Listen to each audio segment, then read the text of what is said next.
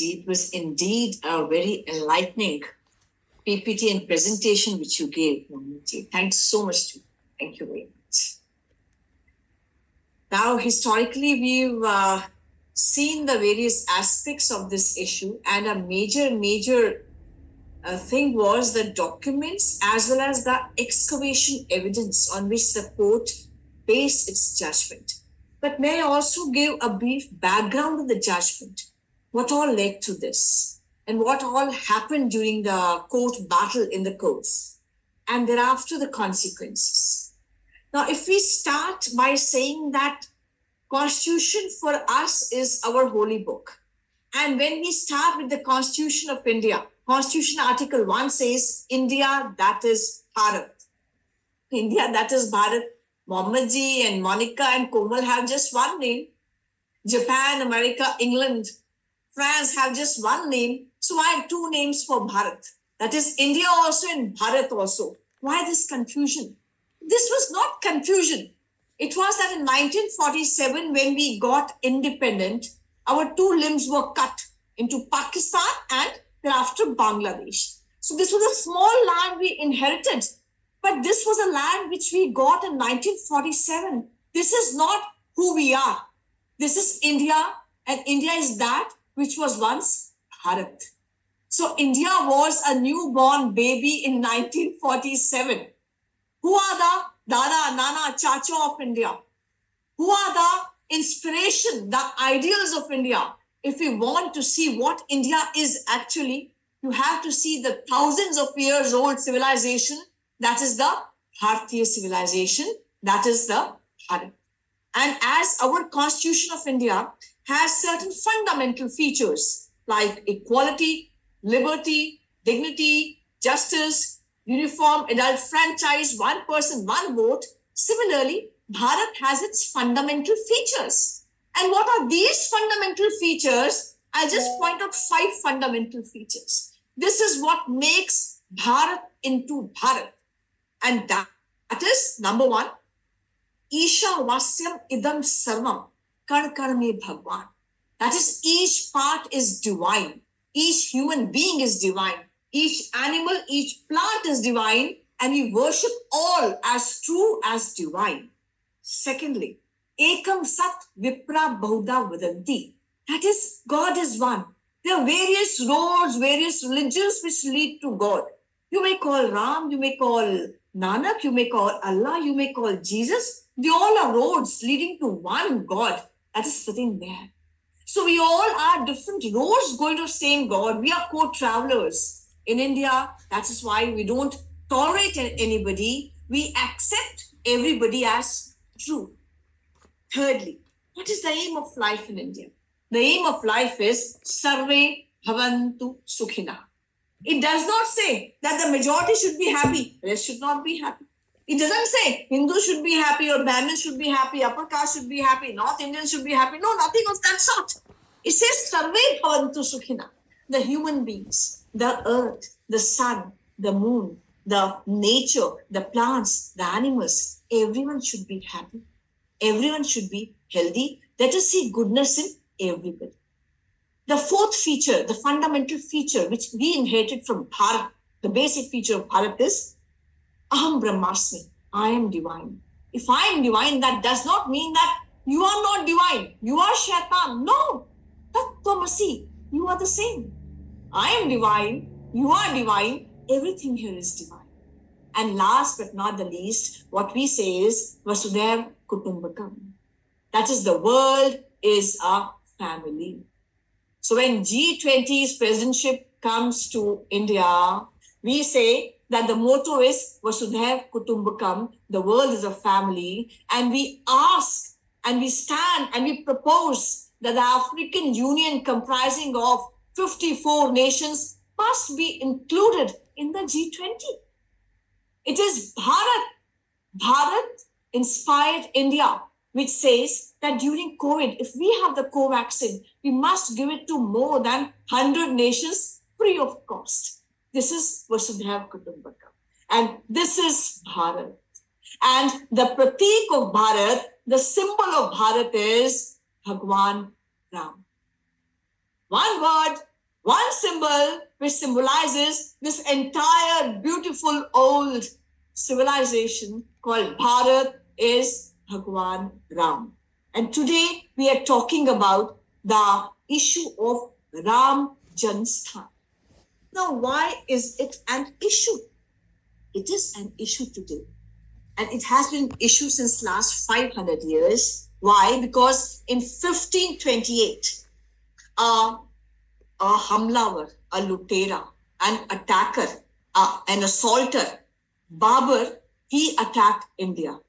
When he attacked India, he killed the people, he converted the people, he attacked the Shraddha Kendras of India, that is symbols of faith in India, that is Mandir and Mahila, the women and the temples. He looted the temples, he broke the ideals, and Mir Baqi, on behalf of Babur, demolished Ram temple. He constructed 3 domes on top of it, named thereafter as Babri Masjid.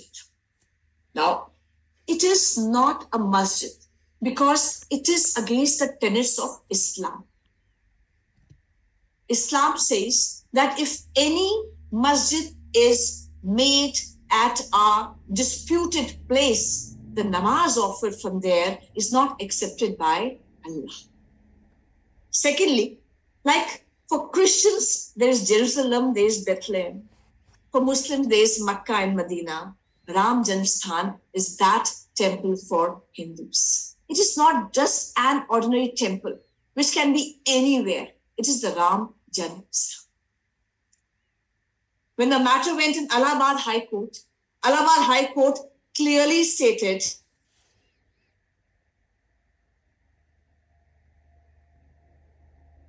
of the Britishers, all government record, this land is Janmasthan, which should go to Hindus. The case of Sunni Waqf Board was dismissed. ASI excavations proved that the masjid was not made on barren land, but it was made on a demolished temple. Now, just to go into the background, how many cases? Let's start from the beginning. 4 cases were filed. To put it very, very simply, 4 cases were filed. The first case came in 1950. Gopal Das Visharad filed the first case. He said, I am a devotee of Lord Ram. I regularly come here for darshan. I should have uninterrupted darshan of Lord Ram. Nobody should interfere. Not any person, not even the government, not even the administration. He was granted the rights to worship. The second case was filed 9 years later, in 1959 by Nirmohi Akhada. He said, what is this government appointed receiver? We have always managed the funds of this temple. So remove the receiver, appoint us as the managers, the caretakers of this temple, and all the temple offerings should come to us. Third case was filed on 18th of December 1961 by UP Sunni Waqf Board to say, declare it as a public mosque. No temple has been demolished. Masjid has been built on vacant land. This is our masjid. Declare it to be a public mosque. Many, many years later, a case was filed on 1st July 1989 by retired Justice Devaki Nandan Agarwal. He said, I am the next friend of Ram Lala. Because this is Ram Janmasthan. Ram Lala is in a perpetual minor state. He's a small child. He is less than 18 years of age. He has to be represented to a legal guardian, next friend. So I am the next friend of Lord Ram, the minor Ram, the Ram Lala. And I am saying that this is my Janmasthan, my birthplace. I have been dispossessed from my Janmasthan. I want restoration of my birthplace. So this was the 4th case filed by Ram Lala through his next friend.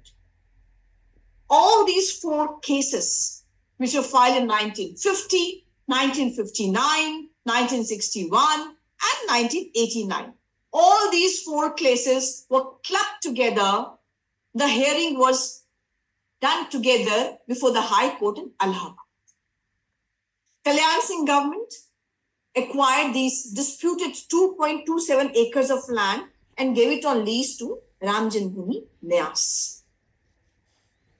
6th of December 1992, about 2 lakh devotees gathered over here. They went on the structure, those 3 domes. They demolished the structure with their hands, with bricks, with iron rods, and that structure got demolished. Thereafter, the central government in January 1993, it took over the entire area of 67 acres, which belonged to all Hindus. Now, may I tell you one thing?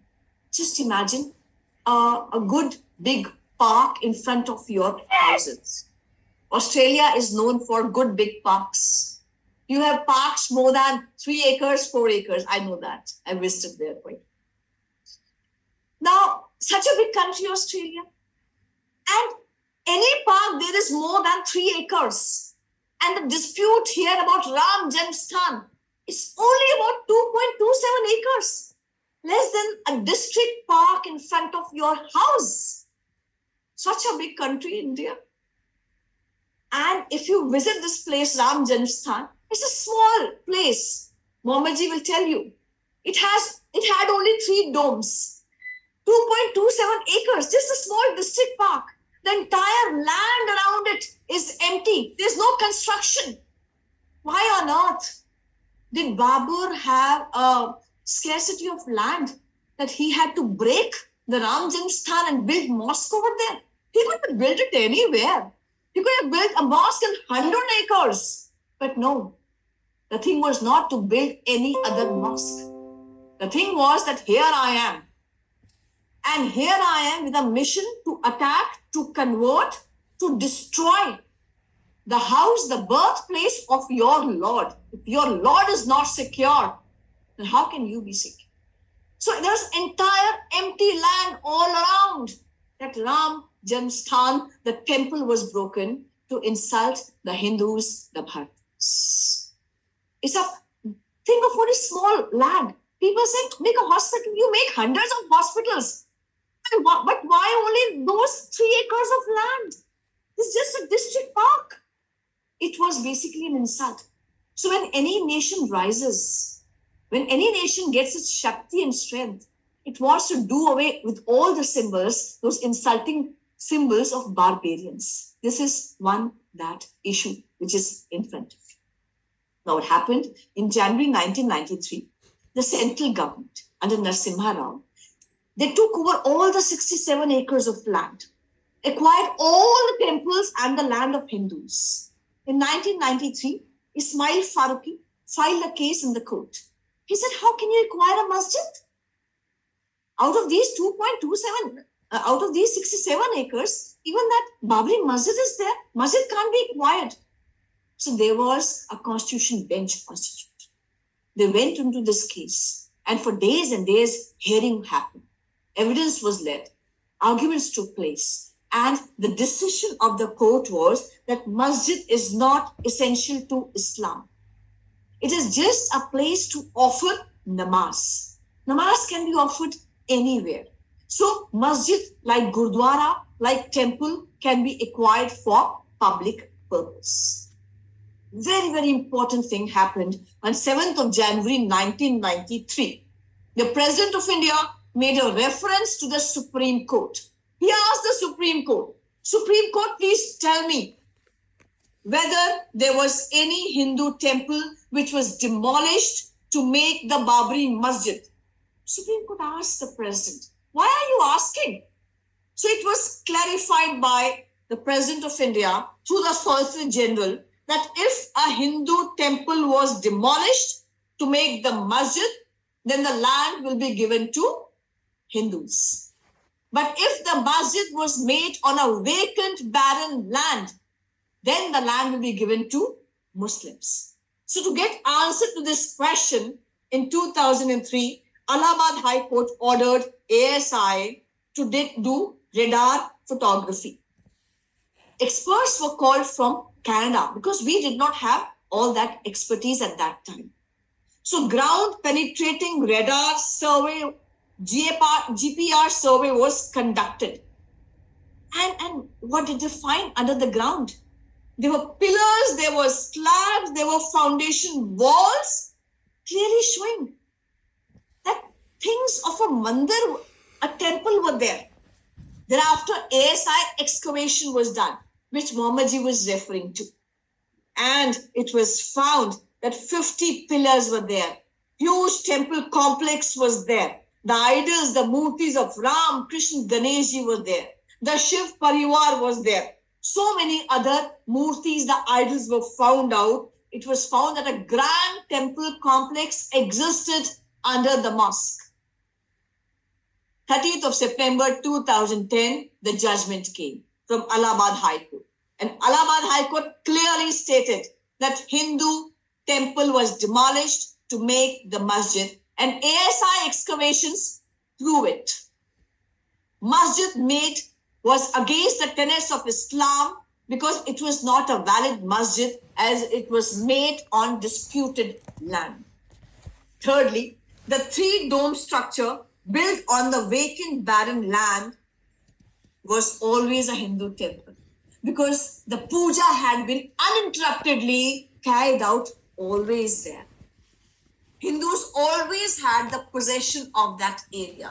Even if the railing was there was constant struggle to do puja inside and outside. It was never interrupted.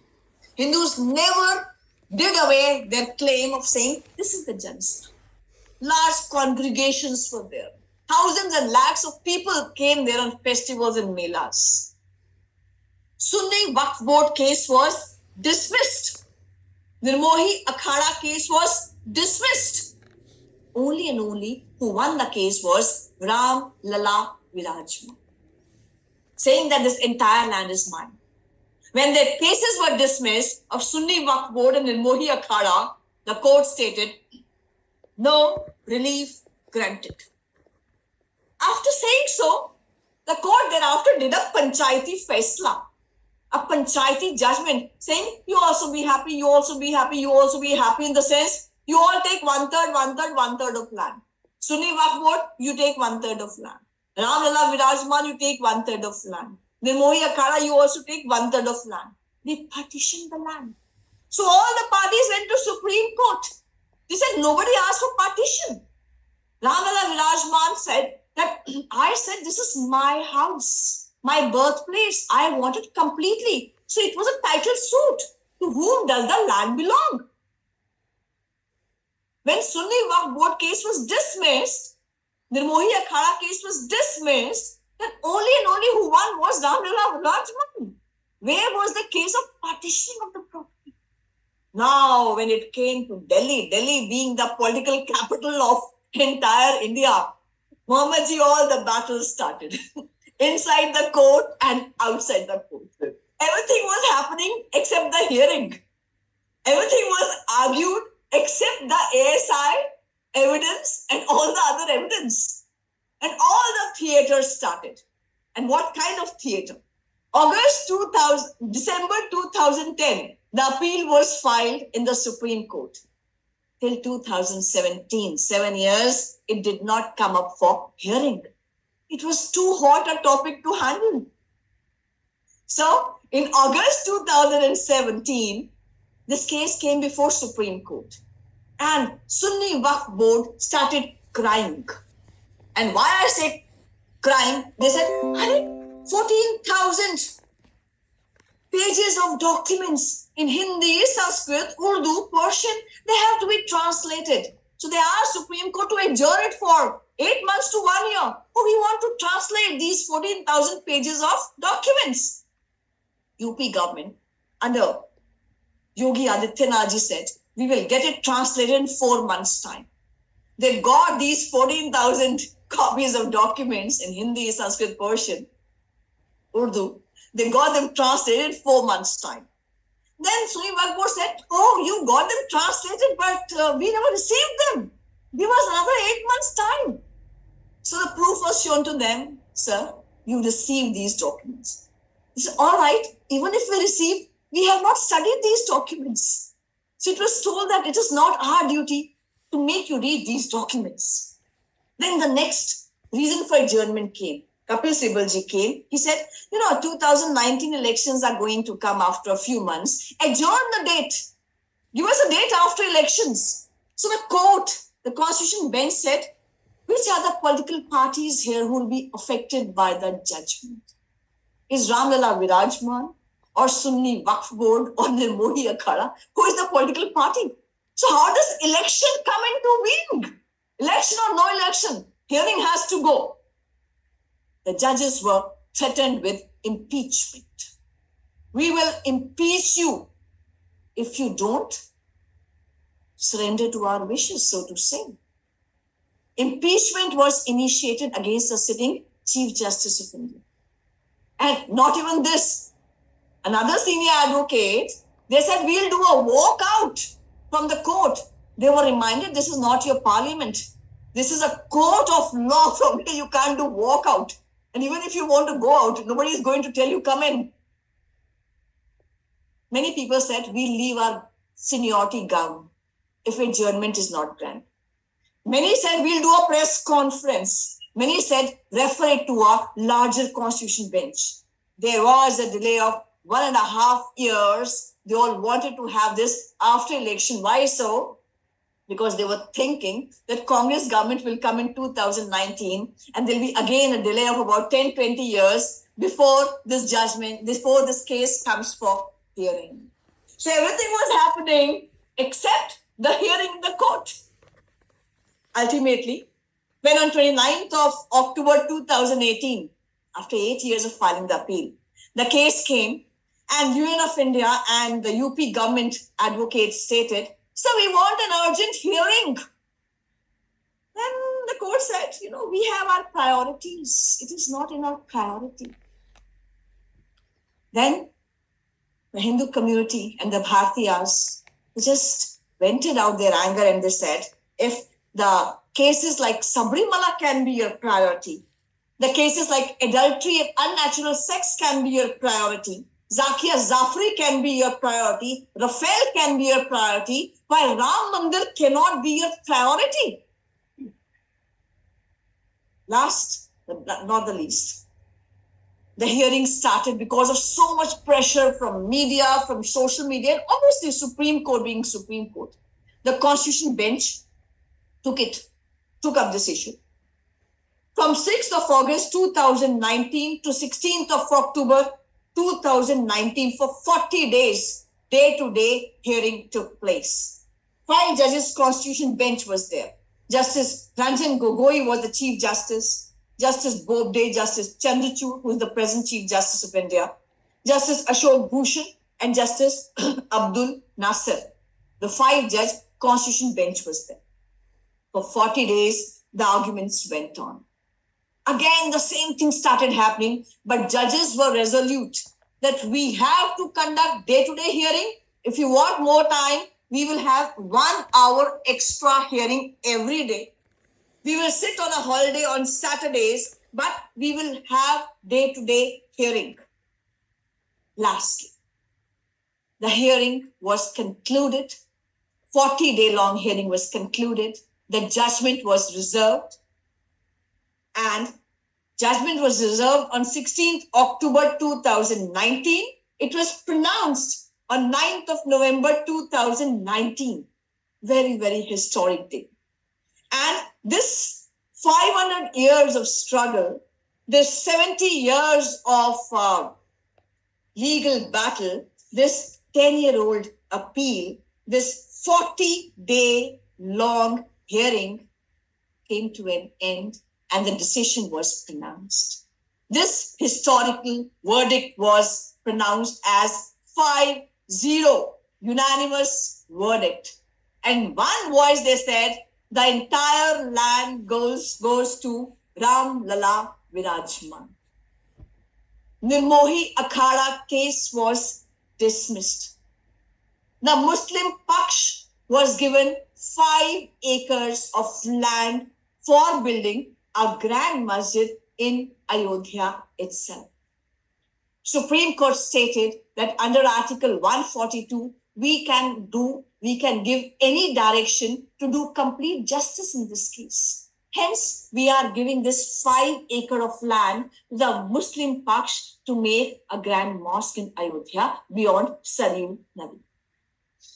Now, Supreme Court stated in its verdict that there have always been 2 main parties in this entire dispute. First was Ram Lalla Virajman and second was Sunni Waqf Board. A very, very important statement. What Supreme Court said was, this judgment is not based on faith, religion or emotions. This statement, this verdict is based on facts and evidence. They said all the facts, all the evidence, ASI excavations, all the books, gazettes, they all show that Babri Masjid was not made on vacant land. It was built on demolished mandir, temple. They accepted the ASI report. They said Muslims never had uninterrupted possession over the entire land. They stated the Hindu Paksh, the Hindu side, always had uninterrupted possession of the entire land. Even if dome was made, even if railing was installed, Muslim, the Hindu Paksh always did puja, aradhana here, always came here in thousands and thousands and always considered it to be Jan Sthan. They said that Hindus always had the inner courtyard, the outer courtyard. Even if the railing was installed, they always did puja even from outside. They never left the sangharsh, the struggle to get it back. They said it is proved that this is Prabhu Ram Janmsthan, the birthplace, and the place of Garbh Grah is proved. They said that title of the land goes to Ram Lalla Virajman. They directed that the disputed land, that is 2.77 acres, should be given to Ram Janmabhoomi Nyas. And within 3 months, a trust should be formed to start construction of Ram Temple. Even Nirmohi Akhada will be one of the trustees. This judgment was accepted by one and all in India, across religions, across regions, across faiths. Everybody was happy. Everybody was peaceful. And all the religious leaders, the political leaders across religions, they all said, we accept it and let us move forward from here. They all thanked Supreme Court that an issue which was hanging fire for 500 years has been brought to rest and closed. The Prime Minister of India clearly stated the significance of 9th of November, because on 9th of November 2019, the Shilanyas happened. The foundation stone was laid. And he said, on 9th of November, across the world, nafraton ki diwar tooti hai. He said 9th of November 1989, Berlin Wall was broken. East and West Germany became one. 9th of November 2019, Kartarpur corridor was launched. 9th of November, Ayodhya judgment came. And 9th of November, Shilanyas was happening. Such an important thing. When Shilanyas was taking place, this is the last leg of my argument. When Shilanyas was taking place, when Ram Mandir Nirman started, when all in one voice welcomed this decision and they were happy. Millions watched on television and started crying because they never thought that in their lifetime they'll ever see Ram Mandir Nirman taking place. Even we don't believe it till today. It's happening in our lifetime. There was one Twitter trend by some radicals called All India Muslim Personal Law Board, which is never ever known for its progressive decisions, which always supported things like triple talaq, like halala, like 4 marriages, like hijab, who always opposed Surya Namaskar and Bharat Mata ki Jai Kyun Boli. That is their opinion. But what they tweeted was, Babri Zinda Hai. They tweeted that, like in Turkey, they could convert Hagia Sophia Mosque, Hagia Sophia Church into a mosque. They will one day get Shakti and strength. And they will again have Babri Masjid over here. They call Supreme Court judgment as majoritarianism, oppressive judgment. This tweet was not one odd tweet by the radical elements. This tweet showed that Babri Mosque was not a mosque. This was Babri Mansikta. And what is this Babri Mansikta? It justifies the terrorists like Babur, Aurangzeb. It calls them like Masih. It justifies and celebrates the demolition of churches, gurdwaras, and temples. It justifies the killing and converting of people in the name of belief. It considers the women as second-grade citizens. It forces the women to undergo, have hijab, no equality, no freedom, no justice. It justifies and celebrates triple talaq and 4 marriages.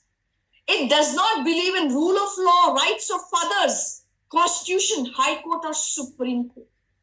It justifies and divides Bharat into 2. It justifies the genocide of Hindus in Kashmir. It is that Babri Mansikta who believe in religious tolerance and say, only we are right, only our book is right, only our Masiha is right, and we have a mazhabi right to kill you or convert you. And this Babri Mansikta of intolerance is the enemy of all Hindus, Muslims, Sikhs, Christians. It's an enemy of world peace. It leads to intolerance and riots, not only in Delhi. It leads to intolerance and riots all over the world. Now, against this Babri Mansikta is the Bharat ki Sanskriti, for which Ram Mandir stands, for which Bhagwan Ram stands, and for which Vinoba Bhave and Gandhiji said that we are aiming for Ram Rajya. And what does Ram Rajya stand for? What does Sanatan Sanskriti stand for? It stands for right to equality, freedom, justice, dignity, and right to religion for all. It stands for no discrimination on the basis of caste, religion, region, language, gender. It stands for fulfillment of basic necessities of all: roti, kapda, makan, shiksha, swasthya, swabhiman. It stands for the fundamental features, as I stated earlier, Isha Vasam Idam Sat, Ekam Sat Vipra Bahuda Vadanti, Vasudev Kutumbakam, Aham Brahmasmi Tattvamasi. It stands for this Sanskriti which says there is no other. We all are one. It stands for universal peace and a strong Bharat for a strong and peaceful world. The pratik, the symbol of this Sanskriti is Bhagwan Ram, who's going to go into his own temple, his own Jansthan, his own birthplace after 500 years. So real Ayodhya is going to happen, and real Diwali is going to happen on 22nd of January, and we all are alive to witness this. And last but not the least, what does Ram stand for? Ram is Adarsh Putra, Adarsh Bhai, Adarsh Pati, Adarsh Raja, Adarsh Mitra. Ram is the one whom, when the father said, the Dashrathji said, I will do Raj Tilak for you tomorrow. I will give the entire empire to you tomorrow. You will be the king tomorrow. He said, Ji Pitaji.